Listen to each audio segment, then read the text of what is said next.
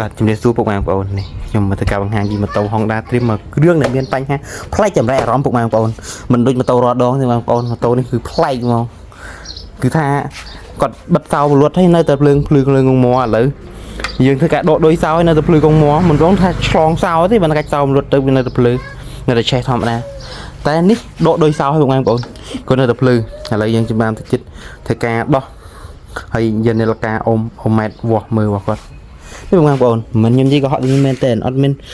ស្ពិនភ្នែកគឺអត់មានកាត់តវីដេអូអីទេបងប្អូនវីដេអូរីលហ្មងខ្ញុំធ្វើការធាក់បច្ចេកជូនបងប្អូនទស្សនាយ៉ាងឥឡូវដោះខ្សែប៊ូស៊ីបាត់មិញបងប្អូន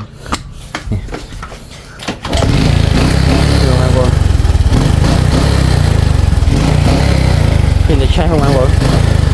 គឺអភិនិហាមែនតើបងប្អូនម៉ូតូឥឡូវយើងតិចៗនឹងការដោះអាវទាំងអស់ហើយធ្វើការមើលវាស់វែងតែភ្លើងជូនគាត់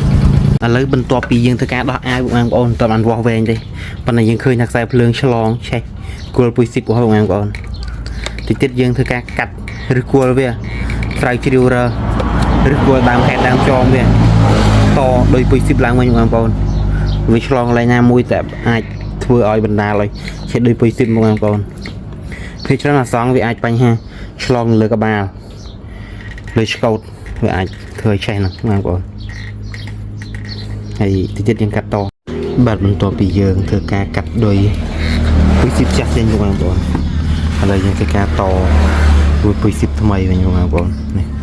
ដោយពុយស៊ីបថ្មី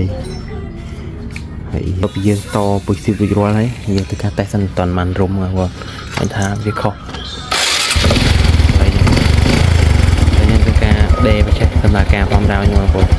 កាច់តោមរត់មកកាត់បានវិញអញ្ចឹងសរុបសេចក្តីមកមានន័យថាដំណើរការនៃការយើងតឡើងវិញហើយយើងរុះរមូលហេតុដើមចងវានឹងឃើញជោគជ័យបងប្អូនតោគឺពៀនតែប៉ុណ្្នឹងដែរអរគុណជម្រាបលាពូការទស្សនា